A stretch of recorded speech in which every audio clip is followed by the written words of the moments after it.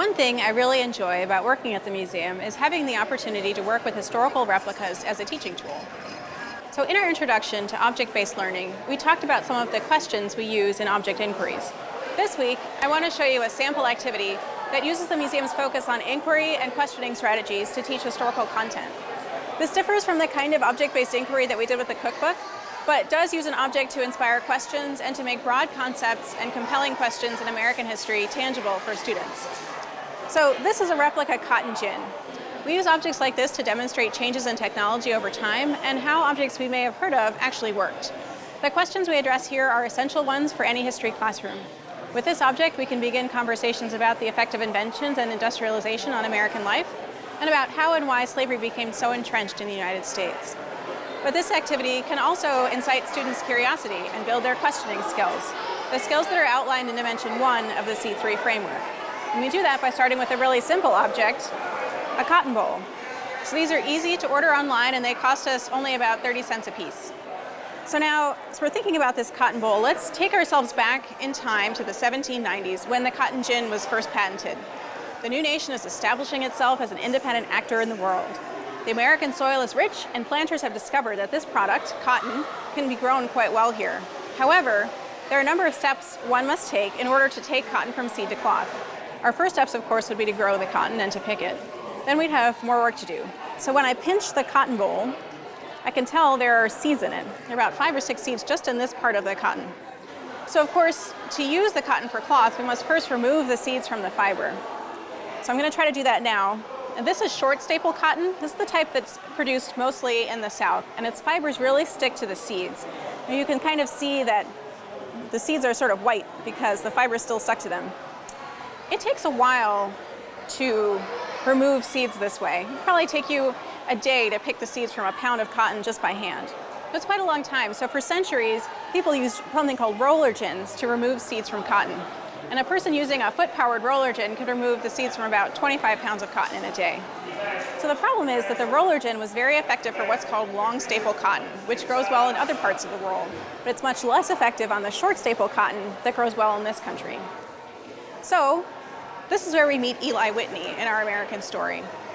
In 1794, Whitney was granted a patent for a new style of cotton gin, the wire tooth gin. Now you noticed I said he was granted a patent. I didn't say he invented the gin because Whitney improved on existing ideas. There were other innovators like Ogden Holmes who were working on similar design at the same time. So in 1796, Holmes received a patent for the saw gin. The saw gin was similar to the one you see here and improved on the wire tooth gin. So let's take a look at how this actually works. So this is a very small model, but what you do is take a little bit of cotton, this is with the seed still in it, and put it through the front, where there are a number of saws. Turn the handle,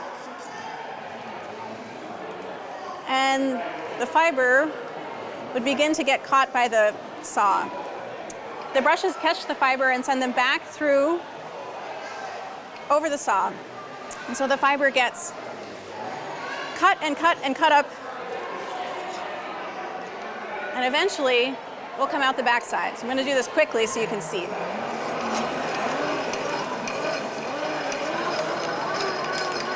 The fiber comes out the condenser at the back, and the seeds should fall out the front. So eventually, the cotton would come out on this side, and it would look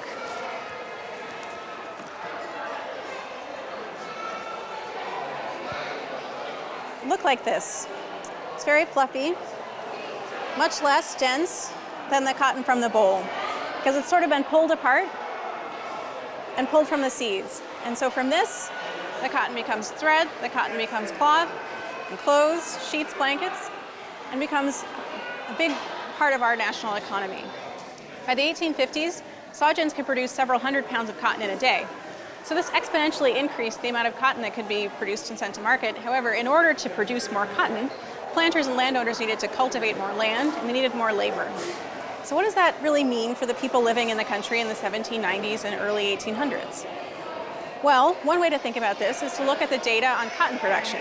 Between 1793 and 1796, when the wire tooth gin was available, the production of cotton in the US doubled. Then, after the saw gin was introduced, in another 4 years, the production of cotton tripled and continued to climb. So this is good news for planters and landowners. But let's think about who was doing most of the labor in the late 18th century. So that's enslaved people. So again, we can look at the data, and in 1790 there were over 690,000 enslaved people in the US. In 1810 there were almost 1.2 million. So what's the meaning of this cotton boll and this gin for those individuals? And there's more to the story. The cotton gin was part of a larger system. Innovations such as the gin promoted cotton production, but so did innovations in textile production that were essential to the development of the textile industry in the Northeast. Consumer demand and international trade promoted greater production and new inventions to do this work. So what did that mean for the lives of, say, the mill workers who processed the cotton in the Northeast, some of whom were immigrants who were drawn here by new opportunities? How did the availability of cotton and these new inventions affect their lives? We can ask about the consumers who are using this cotton. What did the availability of this product mean for their daily lives? So from a cotton boll and an object like the cotton gin, we can invite students to ask questions that build toward larger, compelling questions, such as, how should this country acknowledge the role of slavery in its development? What are the intended and the unintended consequences of innovation? We can ground conversations with something tangible, but reach to these larger themes of immigration, industrialization, and the growth of slavery. And we can show that objects and events from the past still have relevance today. So as you think about compelling questions, think about an object or other source that can inspire students to ask appropriate supporting questions that build toward that larger compelling question.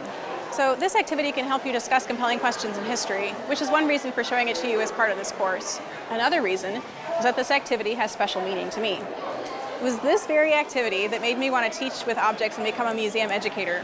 When I was a college intern here almost 15 years ago, I led this activity for kids. And I watched the kids I worked with have these wonderful aha moments. I watched them realize, oh, so this is much faster than pulling the seeds by hand.